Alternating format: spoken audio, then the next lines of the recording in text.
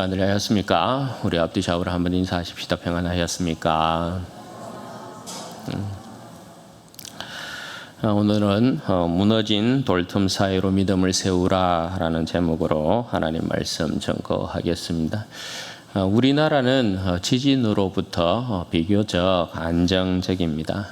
반면에 일본 같은 경우는 크고 작은 지진이 너무 빈번하게 일어나죠. 강도 높은 지진이 일어나면 높고 낮은 건물들이 그냥 삽시간에 주저앉습니다. 강도 높은 지진은 지층 자체를 비틀어 놓는 경우도 적지 않습니다. 그 위에 새롭게 건물을 짓는다? 그건 여러분 절대 상상할 수 없습니다. 우리는 이 세상이 또 우리의 인생이 무너지지 않을 것이라는 착각 속에 살아가곤 합니다.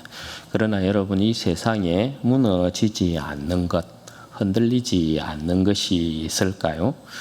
오늘 제자들도 그렇게 생각을 했습니다. 제자들은 이 세상의 모든 것은 다 무너져도 하나님의 성전만큼은 결단코 무너지지 않을 것이다. 그렇게 생각을 했습니다. 그러나 오늘 주님께서는 제자들의 이러한 확신을 일거에 무너뜨리시면서 성전 파괴와 앞으로 일어날 일에 대해서 경고하고 계십니다. 1절 말씀에 보시면 주님께서 셋째 날에 성전 사역을 드디어 끝내시고 성전 밖으로 나가고 계십니다. 성전의 참된 영광이신 주님께서 성전을 떠나고 계신 모습이거든요. 그러니까 이 모습은 여기서부터가 이미 이스라엘 백성에게 심판의 메시지를 담고 있다라는 것을 보여주고 있는 것입니다. 그런데 제자들은 왠지 모르게 기분이 좀 좋아 보입니다. 왜냐하면 저들은 주님께서 가지고 오실 메시아의 나라 다윗의 영광을 지금 잔뜩 기대하고 있기 때문입니다. 그래서 제자들 중에 하나가 성전을 나오면서 어떻게 말하고 있습니까? 선생님이여 보소서, 이 돌들이 어떠하며 이 건물들이 어떠합니까? 그렇게 말하고 있죠. 이건 질문형이 아니라 사실 감탄형의 문장입니다. 쌤요, 이런 것입니다. 이 돌들과 건물 한 보이소, 주의지야, 이런 이제 뉘앙스인 것입니다. 그러니까 자랑하는 그런 뉘앙스인 거예요. 그럴 만한 것이 당시 헤롯 성전의 정축이라는 것은 정말 어마어마했던 것이거든요. 재료로 사용된 그 돌을 보면 지금도 역사 자료에 남아 있는 것이 그렇습니다. 서쪽 동곡의 벽이 있잖아요, 이스라엘. 동곡의 벽에 보면 역사적인 자료에 남아 있는 돌의 길이를 보면 13.5m 정도가 됩니다. 여러분, 하나의 돌이 13.5m 정도의 크기다라는 건 굉장한 것이잖아요. 그리고 그 높이가 한 4m 정도가 이렇게 된다 이야기하고, 두께가 크게는 2.5m 정도. 그러니까 굉장한 돌의 크기라고 할 수 있어요. 일반적인 돌이 아니었다라는 것입니다. 돌 자체가 그냥 보면 어마어마하고 입이 쩍 벌어지게끔 만드는 그런 크기의 돌이었다라는 것이에요. 그리고 이 헤롯 성전은 정축을 이렇게 시작하여서 이 정축 기간이 짧게는 82년 정도가 되지만 길게는 85년 정도 됩니다. 굉장히 긴 시간에 이루어진 어마어마한 대공사였다라는 것을 알 수 있어요. 예수님 사역 시에 46년째 지어지고 있었다, 그렇게 이야기를 하고 있잖아요. 그러니까 그만큼 그 위용이 얼마나 대단했는가에 대한 부분을 우리가 알 수 있는 거죠. 그러니 제자들이 자랑할 만도 한 것이죠. 그런데 지금 제자들이 성전의 이 외형을 보고 입을 쩍 버리고 주님 앞에서 자랑하고 있다라는 것은 주님에 대한 저들의 생각이 단 1도 변하지 않았다라는 것을 말씀하고 있는 것입니다. 제자들은 지금 예수님께서 3번에 걸쳐서 그 이전에 자신의 십자가의 죽음과 부활을 예고했음에도 불구하고 거기에 대한 생각은 단 1도 하고 있지 않다라는 것을 알 수 있는 거죠. 왜냐하면 성전 중심의 메시아 사상이라는 것은 결국 다윗의 영광, 정치적인 다윗의 영광을 가지고는 그 나라를 회복시키는 기대에 지나지 않는 것이거든. 똑같은 것이라고 할 수 있는 거예요. 따라서 웅장하게 지어져 가고 있는 성전을 보면서 저들의 가슴이 막 벅차오르고 있는 것입니다. 그런데 여러분, 주님은 뭐라고 말씀하십니까? 2절 말씀에 보면 예수께서 이르시되 내가 이 건물들을 보느냐? 돌 하나도 돌 위에 남지 않고 다 무너뜨려지리라. 그렇게 말씀합니다. 제자들의 기대를 그냥 완전히 산산조각을 내고 계시는 거예요. 성전이 무너진다는 것은 너희들이 바라는 다윗의 나라는 절대 오지 않는다. 정신 차려라, 요놈들아. 이렇게 말씀하고 계시는 것이거든요. 이 말씀 이후에 주님께서 감람산에서 성전을 마주 대하여 앉으십니다. 여러분, 군사복음답게 이 표현은 두 진영이 맞대어 이렇게 진을 치고 앉아 있는 그런 모습으로 말씀을 하고 있는 거죠. 주님은 예루살렘의 정복자로 오신 것이기 때문에 그런 거죠. 그리고 그때에 그렇게 이제 예수님께서 감람산에서 예루살렘 성전을 마주보고 이렇게 딱 앉아 계시는데 베드로와 야고보와 요한과 안드레가 조용히 예수님께 나와 묻습니다. 보통은 베드로와 요한과 야고보 이렇게 이야기하는데 여기에서는 안드레까지 포함이 되어 있어요. 그러니까 이것도 여러분 이야기하는 게 뭐겠어요? 민수기를 보면 하나님의 성막을 중심으로 이스라엘 백성들이 동서남북으로 진을 치고 있잖아요. 지파별로. 그 양식의 그 표현을 그대로 여기에서도 보여주고 있는 형식이라고 할 수 있어요. 그래서 그들이 주님께 물어요. 4절에 보면 우리에게 이르소서 어느 때에 이런 일이 있겠사오며 이 모든 일이 이루어지리 할 때는 무슨 징조가 있겠습니까? 그렇게 물어보고 있습니다. 전쟁에서 승리하려면 저들도 그 내용을 알고 있어야 하겠지요. 저들이 생각한 방식은 성전이 우뚝 선 위용으로서 다윗의 나라를 회복하는 그런 이제 그림인데 주님께서는 성전에 돌 하나도 돌 위에 남지 않는 완전히 파괴될 것을 말씀하셨단 말입니다. 그러니 대장으로부터 어떻게 해요? 다시금 작전 계획을 다시금 들어야 되는 것이에요. 이에 대한 이제 주님의 말씀이 5절부터 쭉 이어지는데요. 그런데 이제 여기에서 주님께서 말씀하시는 이 내용을 보면 주님의 십자가의 죽음과 부활 이후의 사건으로부터 재림 때까지의 그 사건에 대한 내용으로 확장되어 있는 것을 보게 돼요. 따라서 여러분, 주님께서 먼저 말씀하고 있는 것이 뭐냐 하면 너희가 사람의 미혹을 받지 않도록 주의하라. 그렇게 말씀을 하고 계십니다. 이 말씀이 13장 전체에 주님께서 말씀하고 있는 긴 강화 내용의 핵심이라고 할 수 있겠습니다. 이를 위해서 주님께서 앞으로 일어날 일들에 대한 부분에 있어서 제자들에게 말씀을 하고 계시는 것입니다. 제자들이 사람의 미혹을 당할 만한 일이 뭘까? 여러분, 6절 말씀에 보면 주님께서 어떻게 말씀하십니까? 많은 그리스도가 메시아가 일어날 것이다. 그렇게 말씀을 하고 있습니다. 내가 그다 하면서 내가 그리스도다라고 하면서 자칭 많은 그리스도 메시아가 일어날 것이다. 그렇게 말씀을 하고 있단 말입니다. 유대 역사가 요세푸스에 의하면 성전이 파괴될 때까지 유대 사회에 일어난 자칭 메시아라고 하는 자가 6명에서 8명 정도 됩니다.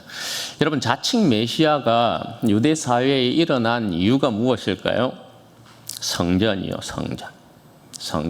성전 때문에 그런 것이에요.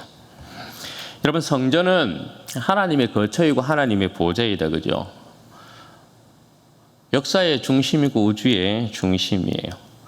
그런 성전이 지금 화려하게 웅장한 모습으로 지어져 가고 있어요.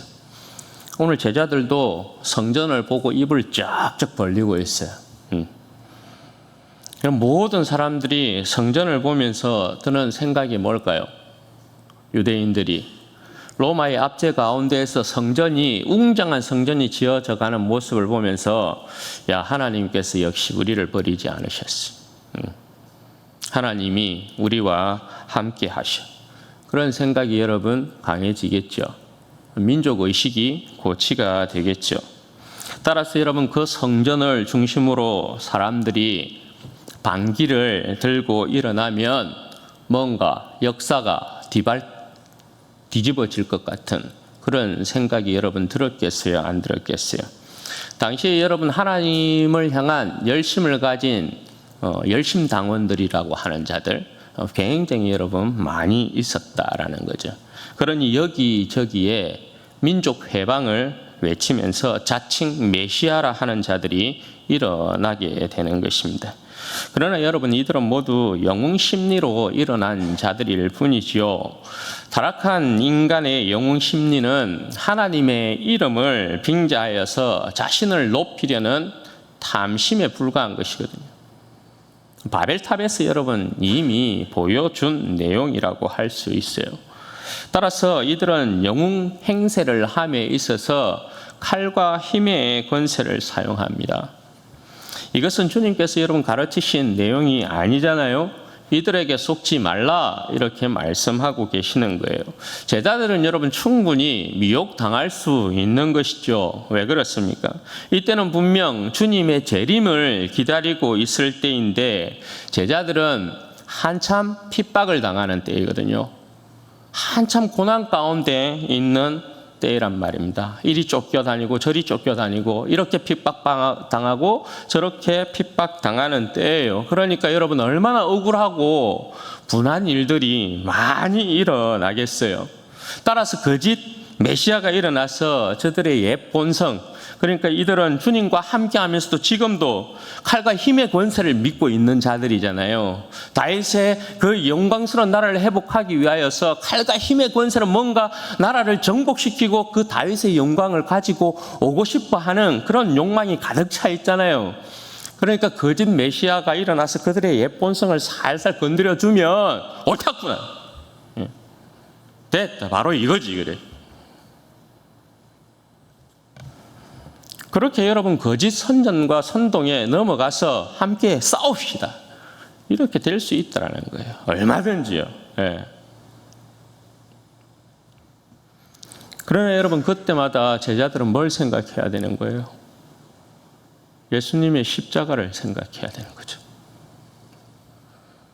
십자가를 지신 주님이 진정한 메시아다라는 걸 놓치면 안 된다라는 거예요. 칼과 힘의 권세로 미혹하는 거짓 메시아의 미혹을 이기려면 반드시 주님께서 행하신 일, 주님께서 걸어가신 그 길, 그걸 생각해야만 하는 거예요. 여러분 이 시대도 마찬가지 아니에요. 성도들을 미혹하는 자들의 선전과 선동을 한번 여러분 보십시오. 저들이 여러분 십자가의 길을 말하고 있습니까?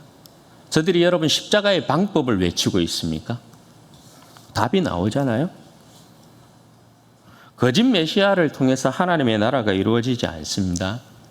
이들을 통해서는 하나님의 나라가 이루어지기는커녕 오히려 난리가 일어납니다. 전쟁과 전쟁의 소문이 가득하게 됩니다. 왜냐하면 칼과 힘의 권세로 다윗의 영광을 회복하기 위해서는 피 흘림이 없이는 불가능하기 때문에 그런 거예요. 여러분 성전 파괴 전까지 거짓 메시아로 인해서 말입니다. 자칭 메시아가 일어난 그 상황으로 인해서 유대인과 유대인 사이에, 그러니까 민족과 민족이죠. 이 사이에 얼마나 피비린내 나는 살육이 이루어졌는 줄 아십니까? 역사가에 따르면 이런 것입니다. 저들이 로마에 망하기 전에 저들 스스로 망하는 일을 자초하였다 할 정도예요. 그리고 유대인과 이 거짓 메시아 때문에 유대인과 이방인 사이에 얼마나 피비린내 나는 싸움이 일어나는지 몰라요.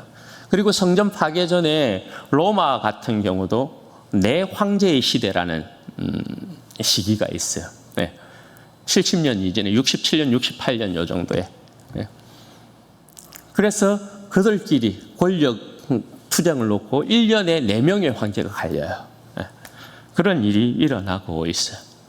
그러니까 여러분 이 내용들은 전부 역사에서 이루어지고 있는 일인 거죠. 그리고 우리가 알다시피 이때 여러분 얼마나 많은 지진과 기근이 일어났는지 몰라요.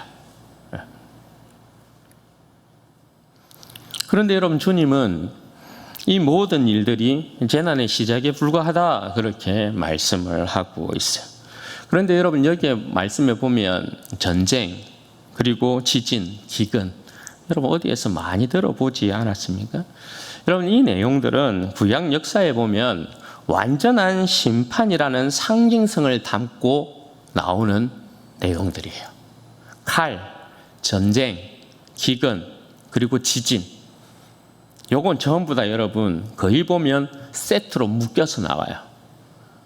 완전한 심판의 상징성을 보여줄 때 이러한 내용들을 계속해서 성경은 말씀하고 있는 것을 봐요. 그러니까 여러분 이 일들이 일어난다는 건 뭘 이야기하냐면 이스라엘 백성이 여전히 그때도 정신 차리지 못하고 있었다라는 것을 말씀하고 있는 거예요. 주님을 십자가에 못 박아 죽이고도 회개치 않고 있었다라는 말이 되는 것이고 주님의 부활을 통하여서 분명히 저들의 메시아 되심과 하나님의 아들이심을 증명하였음에도 불구하고 그 백성들이 주님을 여전히 인정하지 않고 있었다라는 거예요. 따라서 여러분 그 시대의 제자들에게 일어나는 일이 뭐냐? 그게 여러분 뭡니까? 9절 말씀부터 보시면 그때 사람들이 제자들을 공회에 넘겨줘요. 그리고 회당에서 매질한다라고 이야기합니다. 사도행전에서 다 나오고 있는 내용이다. 그죠? 예. 다 그렇게 예수를 십자가에 못 박아 죽였으니까. 그때도 그들은 예수 그리스도를 구주로 인정하지 않고 있으니까 예수를 주로 고백하고 그리스도라고 고백하는 제자들을 잡아서 전부 공회에다가 넘기고 그리고 회당에다가 넘겨서 매질하고 신문하고 그렇게 하는 것입니다. 그리고 권력자들과 임금들 앞에서 예수 그리스도의 주되심을 증거하게 돼요. 그로 인해서 복음이 만국 가운데 전파가 되는 것이죠. 사도행전에서 언급하고 있는 내용들이에요. 그리고 여러분 그때 중요한 것이 뭐냐면 성령의 역사인 것이죠. 11절 말씀에 보면 끌려갔을 때 무슨 말을 해야 할지 미리 염려하지 말라라는 것이에요. 왜냐하면 그때는 성령의 시대라는 것입니다. 성령께서 저들에게 하실 말씀을 주실 것이다. 그걸 말씀하면 된다. 그렇게 말씀하고 계세요. 그러나 시대는 더 악해집니다. 형제가 형제를 그리고 아버지가 자식을 죽는데 내어주고 자식들이 부모를 대적하여 죽게 하는 그런 시대가 오기 때문에 그런 것입니다. 그러니까 시대는 굉장히 더 악해져 있는 거죠. 그러니까 여러분 이 말씀은 뭐냐 하면 예수 그리스도를 통해 육체로 맺어진 혈통의 관계가 그 시대가 끝나게 된다라는 것을 말씀하는 거예요. 새로운 시대입니다. 성령께서 새 백성 가운데 거하시며 예수 그리스도의 주되심을 증거하고 그 백성과 함께 합니다. 따라서 13절 말씀에 내가 내 이름으로 말미암아 모든 사람에게 미움을 받을 것이나 끝까지 견디는 자는 구원을 받을 것이라 그렇게 말씀하고 계시는 거예요. 그러니까 9절 말씀에 주님께서 제자들이 당할 핍박에 대한 내용으로 너희는 스스로 조심하라 이렇게 말씀하신 내용은 어떤 경우에라도 끝까지 믿음을 붙들고 있어야 된다 그렇게 말씀하시는 내용이라고 할 수 있는 거죠. 사랑하는 여러분 아시다시피 제자들이 너무 자랑스러워했던 성전이요. 무너지지 않을 것이라고 확신했던 이 성전. 화려하고 웅장한 위용을 드러냈던 성전은 완공된 지 몇 년 되지 않아서 AD 70년 로마 티투스 장군에게 완전히 파괴됩니다. 그러니까 성전 완공을 84년, 85년으로 보면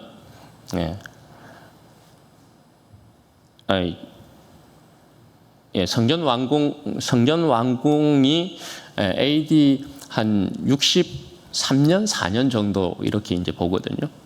그럼 70년에 망한다고요. 그러니까 엄청 막 멋지게 지어놨는데 한 5년, 6년 있다가 완전히 처참하게 무너지는 거예요. 성전이. 그 웅장한 성전이 그렇게 오랜 세월 동안 85년 정도를 걸쳐서 그렇게 아름답게 웅장하게 완공을 시켰는데 5, 6년 지나지 않아서 처참하게 무너진다고요.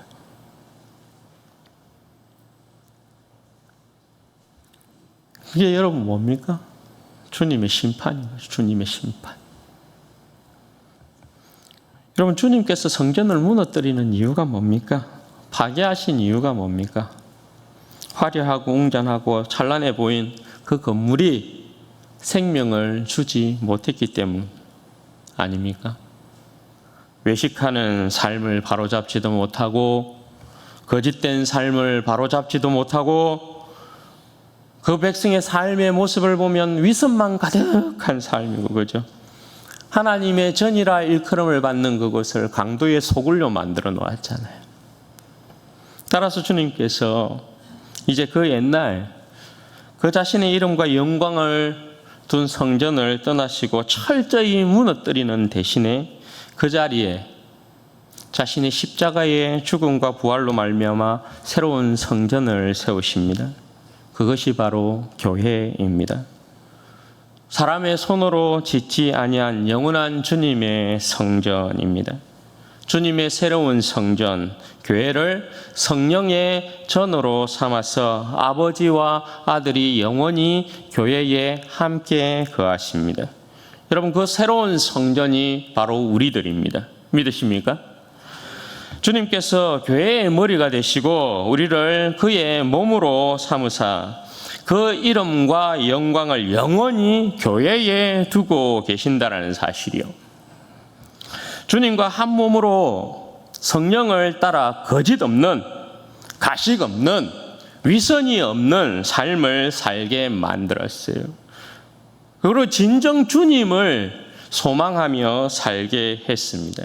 그런 여러분, 우리의 삶에는, 우리 교회는 그리스도만이 드러나야 된다는 것입니다. 그리스도만이.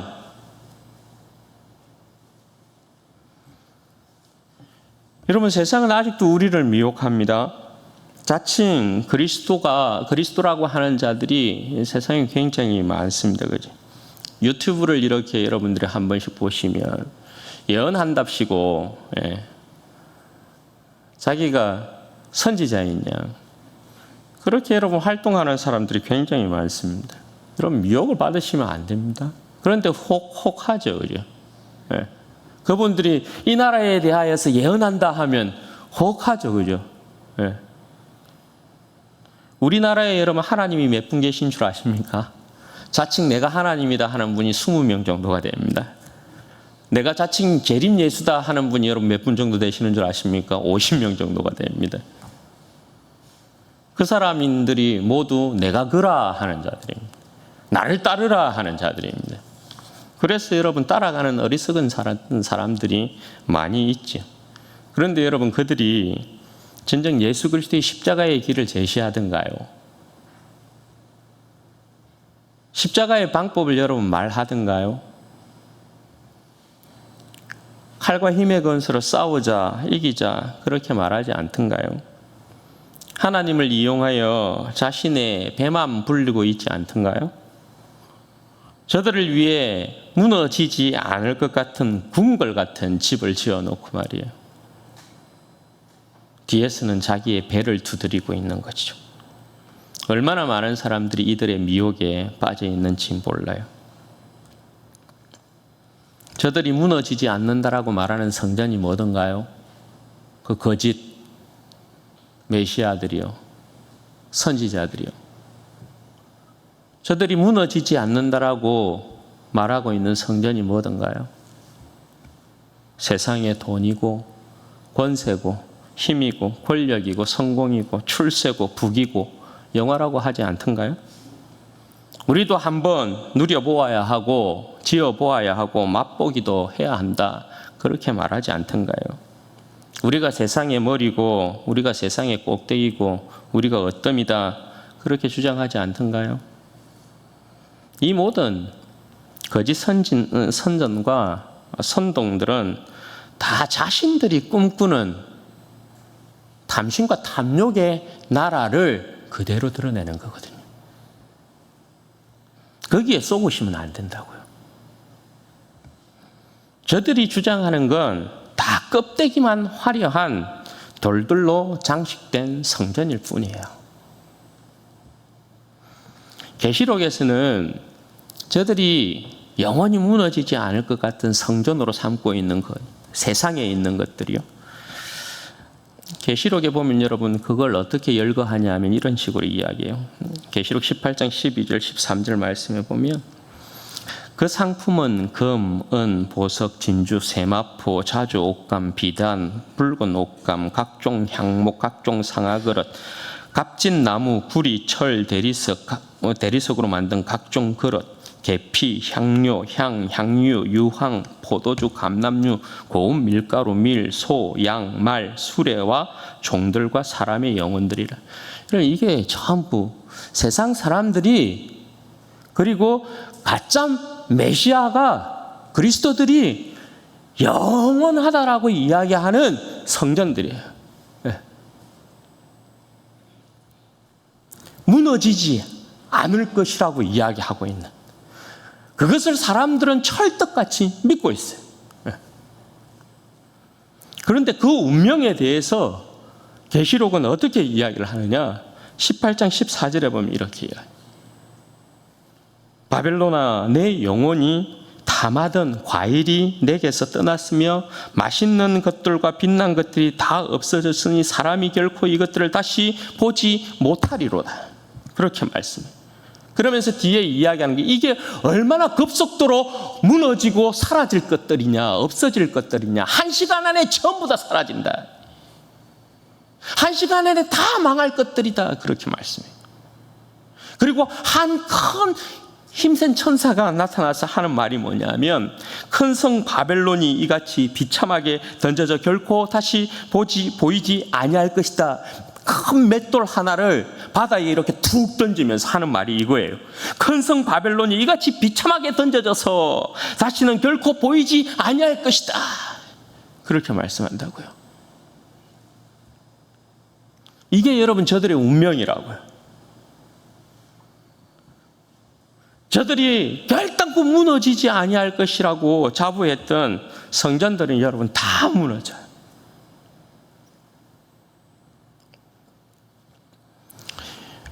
여러분 이 시대는 여전히 난리와 난리의 소문들이 가득합니다. 그죠? 전쟁과 전쟁의 소문이 가득해요. 이 시대도 여전히 여러분 전쟁과 기근과 지진이 멈추지 않아요. 뭡니까? 심판의 때라는 것이요. 심판의 때. 이것은 여러분 여전히 교회에 대한 경고예요. 교회에 대한 경고. 이 시대의 교회들은 각별히 조심해야 되고 깨어 있어야 한다. 주님 오실 것이에요. 주님께서 오시면 자신의 마당부터 정결케 청소하십니다. 주님께서 성전을 무너뜨리시고 그 돌들 사이로 교회를 왜 세웠는가를 여러분 생각하셔야 합니다. 바벨론의 포도주에 교회가 취해 있어서는 아니 된다는 거예요. 세상과 함께하는 운명이 되어서는 아니 된다 이렇게 이야기하는 거예요. 여러분 교회는 교회다워야 합니다. 여러분 우리가 교회입니다. 내 자신이 여러분 교회입니다. 그런데 여러분 나는 과연 바벨론의 포도주에 취해 있지 않는가 말입니다. 바벨론의 그 화려한 바벨론이 펼쳐놓고 있는 그 화려한 무너지지 아니할 것이라고 이야기하고 있는 성경과 같은 것들, 거기에 내 인생이, 거기에 내 힘을 쏟고 있지는 않은지, 내 목숨을 거기에다 두고 있지는 않은지 생각해야 된다는 거예요. 교회는 교회다워야 한다. 혹시 여러분 우리 가운데도 그럴 수 있잖아요. 아시아 7교회를 보면 주님께서 여러분 아시아 7교회 사자들에게 편지하잖아요. 7교회에 편지하잖아요. 거기에 보면 발람의 교훈을 받아들이고 니골라당의 교훈을 용납하고 자칭 선지자라고 하였던 이세벨을 용납한 교회가 있거든요. 버가마 교회가 그러하고 두아디라 교회가 그래요. 여러분 발람의 교훈을 용납하고 니골라당의 교훈을 용납하고 이세벨을 용납하게 되면 여러분 어떻게 됩니까? 교회가 세상과 같아지죠. 세상과. 교훈을 받아들이면, 그들을 용납하면 교회가 세상과 똑같이 어떻게 더러워지는 거거든요. 네. 교회는 주님의 거룩한 신부잖아요. 그런데 세상과 짝하게 되는 거예요. 세상과. 그래서 주님께서 어떻게 하는 거예요? 용납지 말라. 발람의 교훈을 받아들이지 말라. 이세벨을 용납하지 말라. 니골라당의 교훈을 받아들이지 말라. 너희들을 계속해서 물들이게 만들어서 세상과 함께 하게 만드는 그 교훈들을 버리라고 이야기하는 거예요. 받아들이지 말라 이야기하는 거예요. 싸우라고 이야기하는 거예요. 진리를 붙들고 싸워야 한다. 그래서 너희 자신의 거룩함을 지켜내야 한다.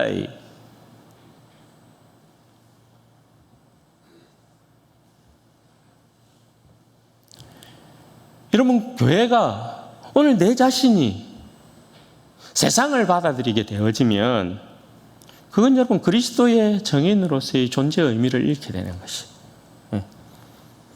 우리는 분명히 그리스도를 증거하는 교회지 않습니까? 세상의 화려함을 무너뜨리고 이게 생명을 주지 못하는 것이기 때문에 그리스도께서 자신의 생명으로 우리를 세운 거거든요. 그 자신의 교회를 세운 거거든요. 그러면 교회에서 우리에게서 그리스도만이 드러나야 온전한 생명의 영광을 세상 가운데 줄 수 있는 거죠. 그런데 교회가 세상을 받아들이게 되어지면 그리스도의 정인으로서의 존재 의미를 잃는단 말입니다. 세상이 네가 줄 게 뭔데? 라고 물어보면 세상과 똑같은 걸 내어놓잖아요, 교회가. 그러면 교회에 여러분 존재 의미가 없는 거예요. 우리는 세상이 주지 못하는 그리스도의 생명을 주어야 세상이 교회가 주는 그리스도의 생명으로 말미암아 소망을 얻게 되고 그들도 생명에 동참하게 되는 거죠. 그런데 교회가 똑같이 이 거짓 메시아 그리스도에게 속았어, 미혹을 받았어. 똑같이 세상과 같은 것을 추구하게 되어집니다. 그건 여러분 주님 앞에서 심판의 대상이 될 뿐인 거예요. 그래서 주님께서 야 정신 똑바로 차려야 된다. 미혹 당하면 안 된다. 그렇게 말씀하는 거거든요. 여러분 성령의 시대에 우리는 살아가고 있어요. 그러면 이 미혹을 이기려면 우리가 끝까지 그리스도의 순결한 신부로 이 세상 가운데서 이기려면 어떻게 해야 되느냐? 우리는 성령의 시대에 살아가고 있는 사람들이에요. 그죠? 성령을 따라 살면 이기는 것입니다. 교회는 성령의 능력을 따라 살아갈 때 세상을 이기는 거예요. 우리 자신의 힘이 아니에요. 교회는 오직 성령의 능력을 쫓아 살 때만 이기는 거예요. 세상을 이기게 되고 성령의 능력을 쫓아 살아가게 되면 반드시 우리 안에 그리스도의 능력이 드러나게 돼요. 예. 그리스도의 능력은 세상을 이길 힘이죠. 예. 세상을 물리치고 그리스도의 생명과 영광 안에 머물게 만들어요. 예.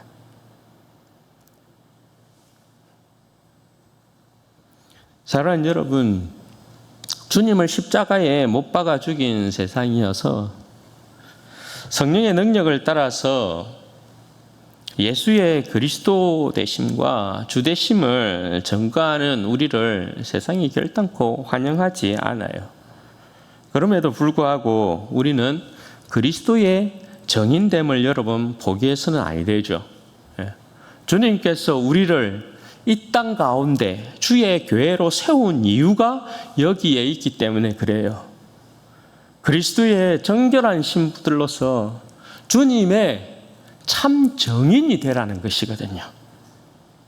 세상에 화려한 돌로 지어진 성전이 생명을 주는 것이 아니라 그리스도께서 진정, 우리 주 예수 그리스도께서 진정 생명을 주시는 생명의 주인이라는 걸 우리 보고 증거하라는 것이거든요. 그러므로 여러분, 정인된 이 삶도 성령의 능력을 쫓아 살아갈 때만 가능한 거예요.